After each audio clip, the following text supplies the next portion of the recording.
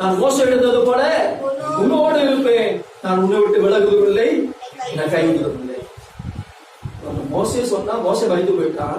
அந்த மோசே பறித்த பின்பு கர்த்தரே யோசுவாவோட சொல்கிறாரு, நான் உன்னோடு விலக மாட்டேன், நான் கைவிட மாட்டேன், மோசையோடு எப்படி இருந்தேனோ அதே போல உன்னோடு இருப்பேன் என்று சொல்லி ஆண்டவர் அவனை தேர்ச்சிப்பதை நம்ம பார்க்கிறோம். எனக்கு அன்பார்களே,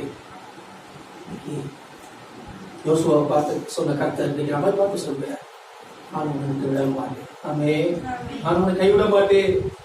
அது மாத்திரமல்ல, மலைகள் விலகி போகலாம், மலையை போல நம்பி இருக்கிற மனுஷன் நம்மை விட்டு விலகி போய்விடலாம். ஏன் மலை மாதிரி உங்களை நம்பி இருந்தேன்னு சொல்லுவாங்க, மலை மாதிரி உன்னை நம்பி இருந்தேனே இப்படி சொல்றீங்களே அப்படின்னு. மலை போல நம்பப்பட்ட மனிதன் கூட விலகி போகலாம், பருவதங்கள் நிலை பெயர்ந்து போகலாம், ஆனால் என் கிருபை உங்களை என்ன செய்யாது, விலகாது. ஆமென். அவர் கர்த்தரும் விலக மாட்டா, அவர் அருளுகிற கிருபையும் நம்ம விட்டு என்ன செய்யாது, விலகாது. அல்லேலூயா.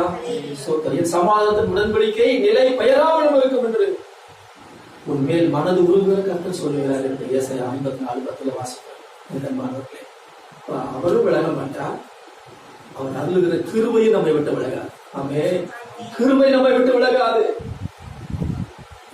வேதம் சொல்கிறது, பூமிக்கு வானம் எவ்வளவு உயரமாய் இருக்கிறதோ அவ்வளவாய் கர்த்தருக்கு பயந்திருக்கிற நம்மேல் அவருடைய கிருபையும் பெரிதாக இருக்கிறது. ஆமென்.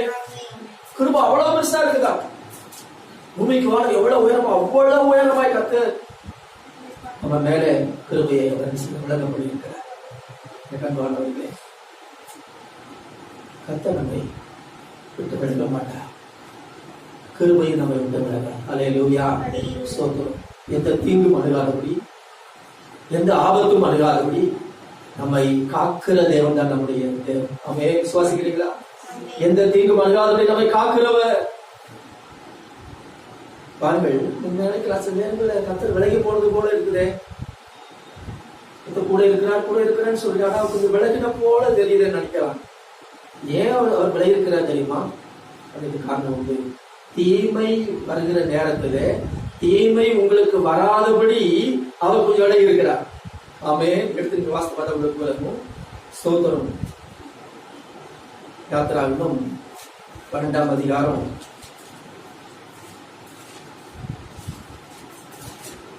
23ஆம் வசனத்தை வாசிக்கிறீங்களா? கர்த்தர் எகிப்தியரை அதம் பண்ணுவதற்கு கடந்து வருவார்.